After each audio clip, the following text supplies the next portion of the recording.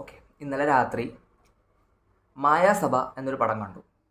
ശരിക്കും പേര് Mayasabha the hall of illusion. Direct ചെയ്തിരിക്കുന്നത് റഹി അനിൽ ബർവെ. പുള്ളിക്കാരൻ നമ്മുടെ തുമ്പാട് എന്ന സിനിമയിലെ ഡയറക്ടർ. പുള്ളിക്കാരൻ്റെ രണ്ടാമത്തെ പടമാണിത്, മായാസഭ.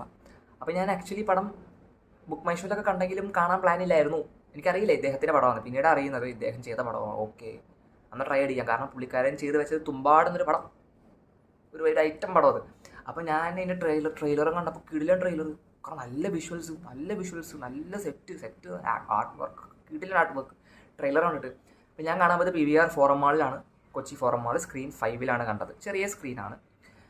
Dolby 7.1 laser പ്രൊജക്ഷനാണ്. 2K ആണോ 4K ലേസർ ആണോ എന്നറിയില്ല. ഒരു റീസെൻ്റ്ലി ഒന്ന് മാറ്റിയെന്ന് തോന്നുന്നു. അപ്പോൾ പടം നൈറ്റ് കണ്ടു. പടം സൈക്കോളജിക്കൽ ത്രില്ലർ കാറ്റഗറി വരുന്നൊരു പടമാണ്. 1 മണിക്കൂർ 44 മിനിറ്റാണ് കാണിക്കുന്ന ഡ്യൂറേഷൻ. പടം എനിക്ക് സിനിമ കണ്ടപ്പോൾ ഒരു തുമ്പാട് പാറ്റേൺ ആണ് പടം. തുമ്പാടിൻ്റെ ജോണർ അങ്ങനെ അല്ല, കാരണം തുമ്പാട് ഫാൻറ്റസി എലമെൻസ് ഉള്ള ഒരു പടമാണ്. ബട്ട് ആ ഒരു പാറ്റേൺ പോയേക്കുന്നത് ഈ പടം സൈക്കോളജിക്കൽ ത്രില്ലർ. ബട്ട് എന്നാലും ഒരു പാറ്റേൺ, ഈ പടത്തിൻ്റെ മേക്കിംഗ് സ്റ്റൈലൊക്കെ തുമ്പാടിൻ്റെ രീതിയിലാണ്. ഇതിൻ്റെ ആർട്ട് ഡയറക്ഷൻ ആയാലും, തുമ്പാടിൻ്റെ ആർട്ട് വർക്ക് കണ്ടവർക്ക് മനസ്സിലാവും. അവരുടെ ലൊക്കേഷൻ ആയാലും, അവരുടെ സെറ്റ് വർക്ക് ആയാലും, തുമ്പാടുന്ന പടത്തിലെ മേക്കപ്പ് ആയാലും, കോസ്റ്റ്യൂംസ് ആയാലും, ആ സാധനമൊക്കെ തന്നെ ഈ പടത്തിൽ. അവർ തുമ്പാട് പോകുന്ന ടെമ്പോ എന്താ, ആ ഫ്ലോയിലാണ് പോകുന്നത്. ഇതിന് ത്രൂ ഔട്ട് ഒരു വേറൊരു ടൈപ്പ്, ഒരു കോമഡി ജോണർ ആണെങ്കിലോ അല്ലെങ്കിൽ ബ്ലാക്ക് ഹ്യൂമർ, ഓക്കെ വേറൊരു ജോണറാണെങ്കിൽ ഞാനിത് തുമ്പാടിൻ്റെ മനസ്സിൽ നിൽക്കില്ല. ഇതിനെ ഈ ഒരു രീതിയിൽ കാണും. പക്ഷേ ഇതിൽ ഫാൻറ്റസി എലമെൻറ്റ്സ് തോന്നിയിട്ടില്ല. ബട്ട് സ്റ്റിൽ പടത്തിൻ്റെ പോക്ക് ഒരു ഇത് ട്രാവലിംഗ്, ആ ഒരു ഗ്രാഫ് നോക്കിക്കഴിഞ്ഞാൽ തുമ്പാടിൻ്റെ രീതിയിലായിരുന്നു പോയത്. അപ്പോൾ എനിക്ക് പടം കണ്ടു കഴിഞ്ഞപ്പോൾ അതുകൊണ്ടാവാം എൻ്റെ മനസ്സിൽ ഇപ്പോഴും തുമ്പാട് എന്ന സിനിമയാണ്. അതിനേക്കാളും വലിയ പടമായിട്ട് തോന്നിയില്ല. ബട്ട് സ്റ്റിൽ നല്ല സിനിമയാണ് ഇത്. ആൻഡ് ഓൾസോ ഞാൻ എൻ്റെ ക്ലൈമാക്സിൽ ഇങ്ങനെ വരുമെന്ന് പ്രെഡിക്റ്റ് ചെയ്തു. ഒരു സംഭവം ഉണ്ട്, ക്ലൈമാക്സ് തീരുമ്പോൾ ഒരു ഓക്കെ, ഒരു ത്രില്ലർ പടം ആകുമ്പോൾ ഒരു ക്ലൈമാക്സിൽ എന്തെങ്കിലും ഒരു ട്വിസ്റ്റൊക്കെ വെച്ചിട്ടായിരിക്കില്ല പൊതുവെ തീർക്കാം. അപ്പോൾ ഞാൻ പ്രെഡിക്റ്റ് ചെയ്ത് തന്നെയാണ് വന്നത്. അപ്പോൾ അതുകൊണ്ടും കൂടി ആവാം ഒരു കാരണം. എനിക്കത് ഒരു ഓക്കെ ഫിലിം ആയിരുന്നു. നല്ല സിനിമയാണ്. നല്ല സിനിമ പറയാൻ അതിൻ്റെ കാരണം തിയേറ്റർ, ഞാൻ പറഞ്ഞു എൻ്റെ ആർട്ട് വർക്ക്, കിടിലൻ ആർട്ട് വർക്കാണ് ഈ പടത്തിൻ്റെ. കിടിലൻ ആർട്ട് വർക്കാണ്. തുമ്പാടും അങ്ങനെയായിരുന്നു, കിടിലൻ ആർട്ട് വർക്കാണ്. ബട്ട് ഇത് നമുക്കത്, ഞാൻ കണ്ട സ്ക്രീൻ 5 ചെറിയ സ്ക്രീനാണ്. ലേസർ പ്രൊജക്ഷനൊക്കെ ഉണ്ട്, പക്ഷേ സ്ക്രീൻ സൈസ് ചെറുതാണ്. ഈ പടം PXL ലിസ്റ്റ് ചെയ്ത് കഴിഞ്ഞാൽ ഡിഫറൻ്റ് ആയിരിക്കും. Kochi forum mall PXL list ചെയ്ത് കഴിഞ്ഞാൽ സ്ക്രീൻ ഫ്ലാറ്റ് ആസ്പെക്ട് റേഷ്യോ ഉള്ള സ്ക്രീനാണ്. പടം എടുത്തേക്കുന്ന സ്കോപ്പ് ആസ്പെക്ട് റേഷ്യോ അല്ല. അപ്പോൾ മേലിലും താഴിലും ബ്ലാക്ക് ബാർസ് ഉണ്ടാവും പടം പ്ലേ ചെയ്താലും PXL. പക്ഷേ സ്റ്റിൽ നമുക്ക് കിട്ടുന്ന വിഷ്വൽസ് ഭയങ്കര വലുതായിരിക്കും, ടോപ്പ് വിഷ്വലായിരിക്കും കിട്ടുക. ഇത് സ്ക്രീൻ ചെറിയതായ കൊണ്ട് ഓക്കെ ലേസർ പ്രൊജക്ഷനൊക്കെ ഉണ്ട്, ബട്ട് സ്റ്റിൽ വിഷ്വൽ ചുരുങ്ങുമല്ലോ ചെറുതാകുമ്പോൾ. ഇത് ശരിക്കും കാണണമെങ്കിൽ നല്ല വലിയ സ്ക്രീനിൽ കിട്ടണം.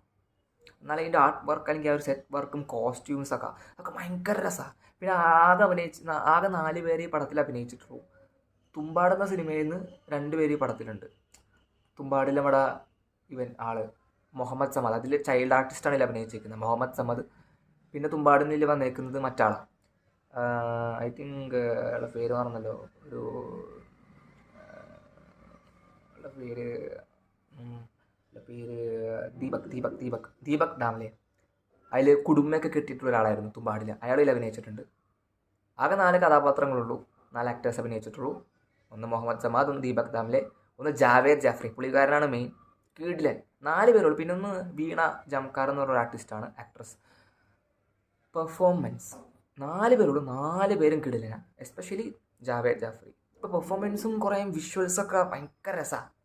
ഇതിനേലും ബെറ്റർ എക്സ്പീരിയൻസ് കിട്ടിയാണ് ഞാൻ PXL കാണുമ്പോൾ. അങ്ങനെ പിന്നെ പടം എനിക്ക് ചില ഡയലോഗ്സുകളുണ്ട്.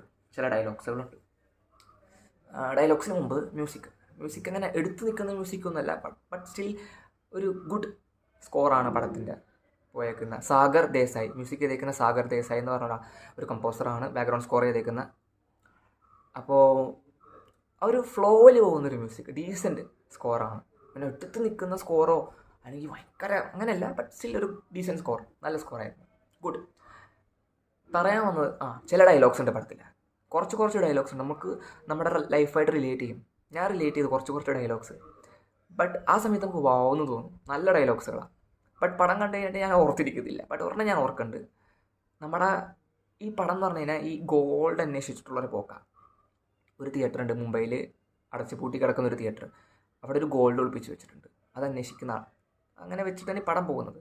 തുമ്പാട് ഏകദേശം സ്വർണം ഒരു സംഭവം അന്വേഷിച്ച് പോകുന്നതും മറ്റേ ഹസ്തർ എന്ന് പറഞ്ഞ സാധനം വരുന്നത് അങ്ങനെയൊക്കെയാണല്ലോ. അതുപോലെ ഈ പടവും.